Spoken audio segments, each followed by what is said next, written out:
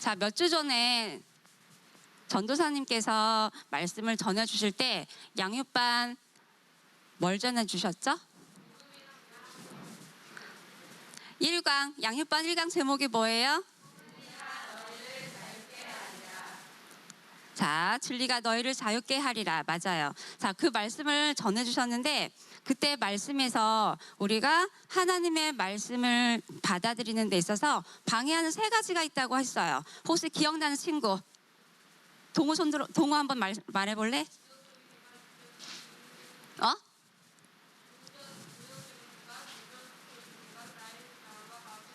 오, 맞아요. 동호 나올게요. 자, 오늘은 2강 말씀을 전할 텐데, 자, 오늘의 2강 말씀이 제목이 뭐예요? 성경의 맥이에요. 자,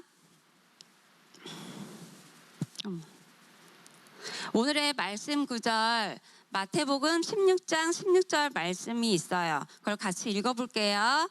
주는 그리스도시요 살아계신 하나님의 아들이시니이다.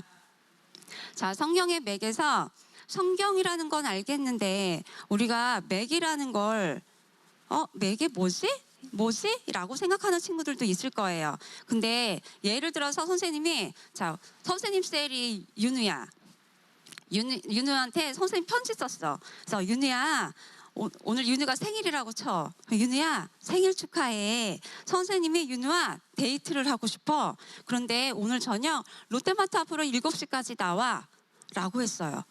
그런데 나와, 그러고 같이 밥 먹자라는 편지를 선생님이 써서 줬어요.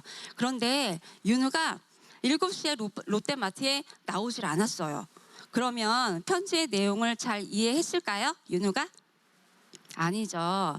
그런 것처럼 편지의 내용에도 우리 친구들이 전도사님과 같이 공부하고 학교에서 친구들과 공부하고 할 때 이렇게 친구들과 공부할 때 그런 공부하는 그 하나하나 그 읽기 안에서도 중요한 포인트가 있을 거예요. 그런 것처럼 편지의 내용에도 제일 중요한 포인트가 있어요. 그래서 우리 하나님께서도 그 성경을 통해서 우리 친구들에게 전달하고자 하는 아주 중요한 내용들이 있는 거예요. 그래서 예수님을 보내셔서 인류를 구원하시려고 하는 구원 계획이 있어요.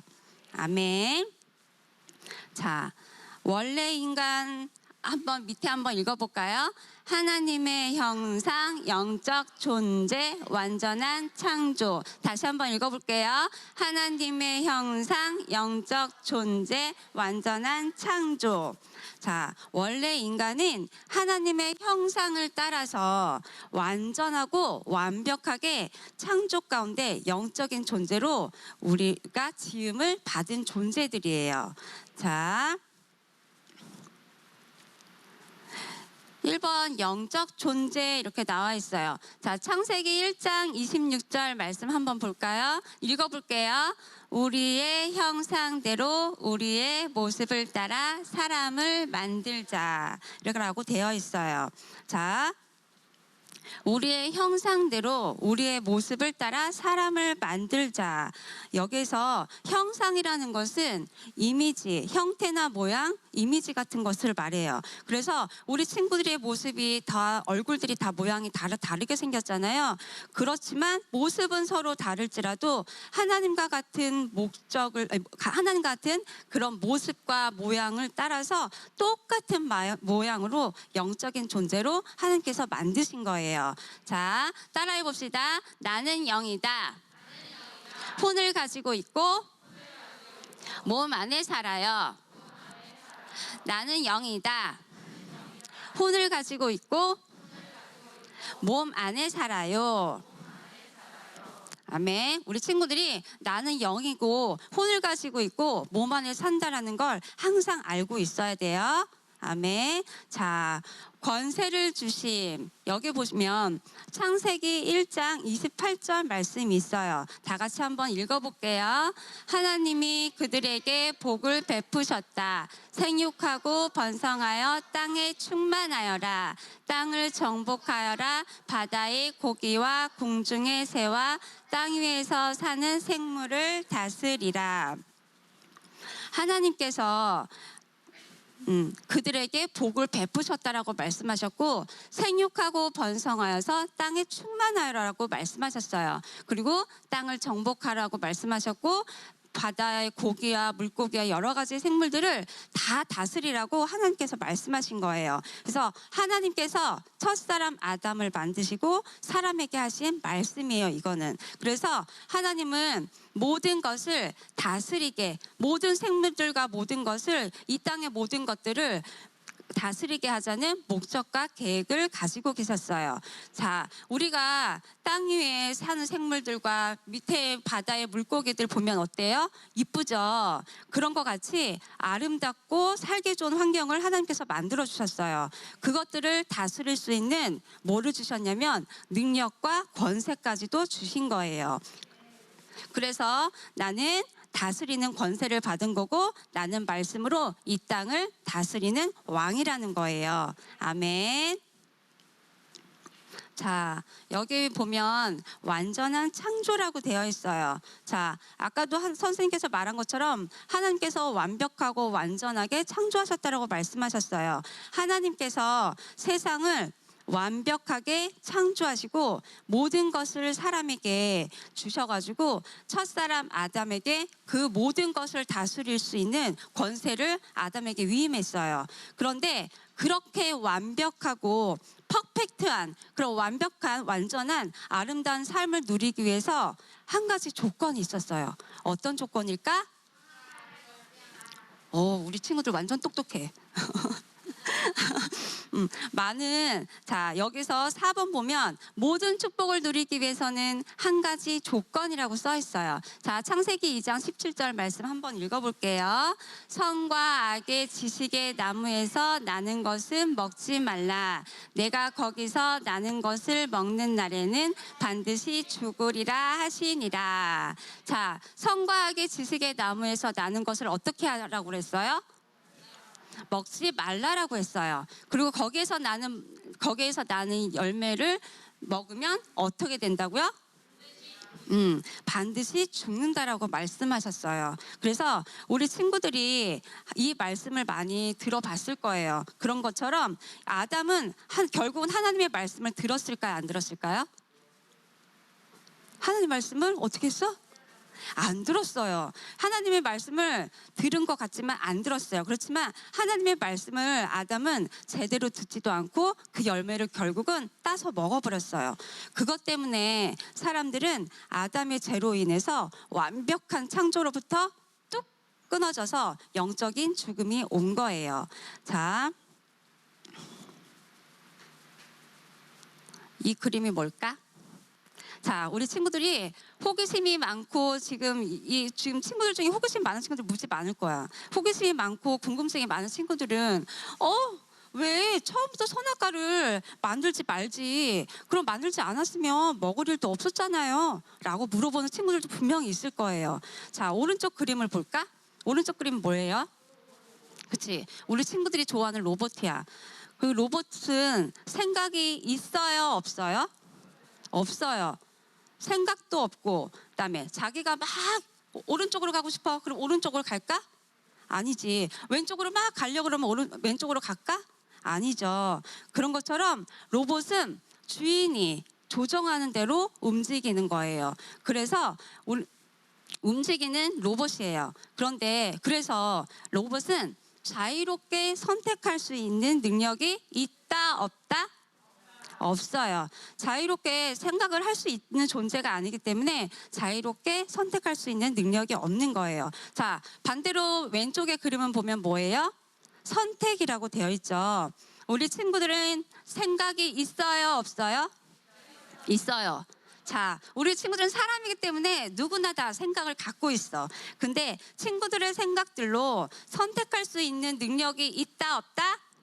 있다. 우리 사람은 생각이 있는 존재이기 때문에 선택할 수 있는 능력이 반드시 있어요. 그런데 그것들을 하나님의 말씀에 내가 순종할 수도 있고 불순종할 수도 있는 자유를 주신 거예요, 내게. 그런데 그 기준으로 선과 악을 알게 하는 나무를 만드신 거예요.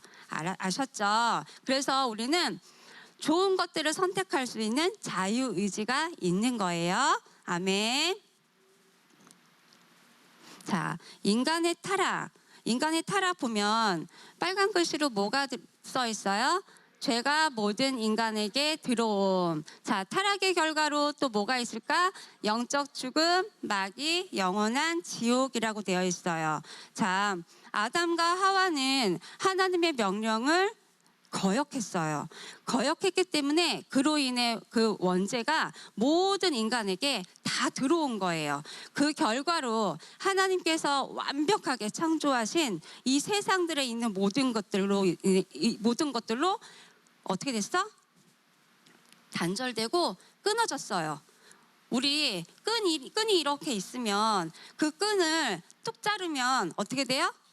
끊어지죠. 끊어지면 다시 이을 수 없는 것처럼 이 완벽하게 창조하신 하나님께서 완벽하게 창조하신 이 세상으로부터 끊어지게 되어서 그 결과로 하나님께서 완벽하게 창조하신 이 세상으로부터 끊어지고 죄가 결국은 사람을 다스리게 되는 그런 게 시작된 거예요. 그래서 그것 때문에 우리에게 질병이 오고 가난도 오고 도둑질도 하게 되고 그래서 마귀의 나라로 옮겨져서 영원한 지옥으로까지 가게 된 거예요. 그래서 하나님은 우리가 마귀에게 당하고 지옥으로 가는 길을 좋아하셨을까 슬퍼하셨을까? 그쵸, 슬퍼하셨어요. 그래서 하나님께서는 그것들을 원하지 않으셨어요. 그래서 우리를 구원할 구원 계획을 세우신 거예요. 아멘. 자, 하나님의 구원 계획 보면 오실 메시아 그리스도 써 있고 신약에는 오신 그리스도라고 써 있어요. 구약에는 오실 메시아, 신약에는 오신 그리스도라고 써 있는데, 자, 구약 시대에는 인류를 우리가 구원하시기 위해서 예수님이 오시기 전일까 후일까? 전이에요. 우리 친구들 말씀 많이 들었나 봐. 전인 거 다 알아. 자, 예수님이 오시기 전이에요. 자, 구약 시대의 사람들은 사단의 나라에 속해 있었기 때문에 아담의 죄로 인해서 그런 것들 때문에 그 사단의 나라에 속해 있었기 때문에 죄를 항상 늘 갖고 있었어요.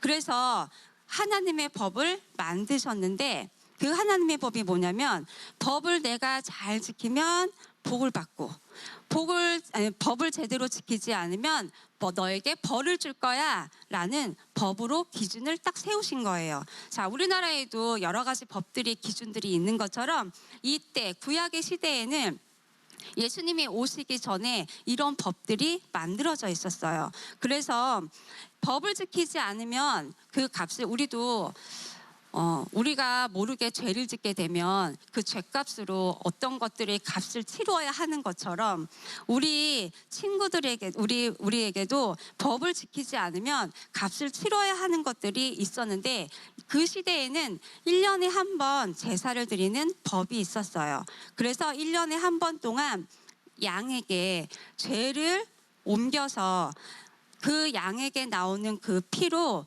그 모든 죄가 용서가 다 되는 그런 법들이었거든요.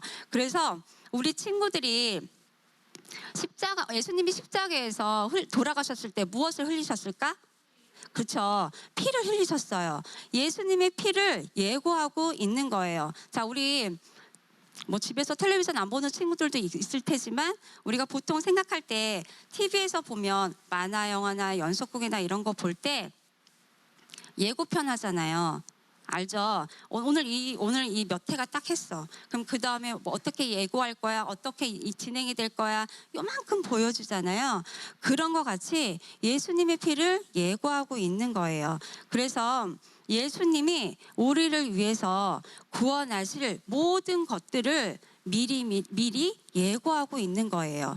그래서 신약에서는 그러고 나서 신약이 왔어요. 신약에서는 예수님이 드디어 오셨을까요? 안 오셨을까요? 오셨어요. 그래서 신약에 오신 예수님인데 오신 그리스도 그래서 그리스도 한 분 그 예수님만이 성령을 통하여서 하나님의 생명을 여자 마리아의 몸을 통해서 이 땅에 오신 거예요. 잠깐만. 잠깐만.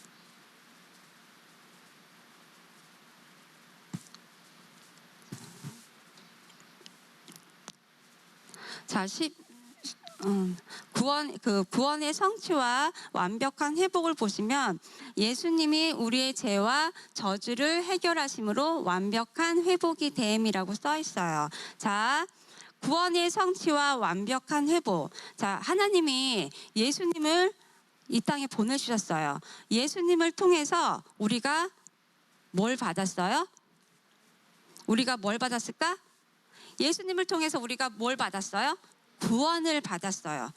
그러니까 하나님이 예수님을 이 땅에 보내셔서 예수님을 통해서 우리가 구원을 받은 거예요.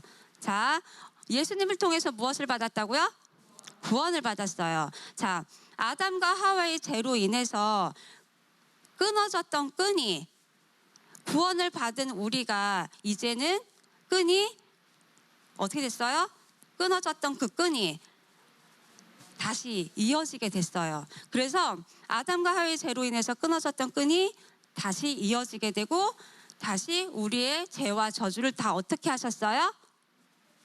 다 가져가셨어요. 우리의 죄를 다 가져가셨어요, 예수님께서. 그래서 다 가져가시고 해결하셔서 우리는 어떠한 삶을 살 수 있냐면 자유한 삶을 누릴 수 있고 완벽한 회복이 된 거예요. 자, 우리가 구원을 받지 않았다면 어떻게 됐을까? 우리가 자유한 삶을 누릴 수 있었을까요? 아니죠. 그게 다 하나님께서 구원하심으로 우리가 완벽하게, 완전하게 구원을 받아서 완벽하게 회복이 되어서 그 끈이, 단절되었던 그 끈이, 끊어졌던 끈이, 예수님과 나와의 관계가 좋은 관계가 아니었던 그 끈이 다시 이어져서 다시 회복이 된 거예요. 그래서 우리 한번 고백해 봅시다. 하나님의 생명이 내 안에 있어요.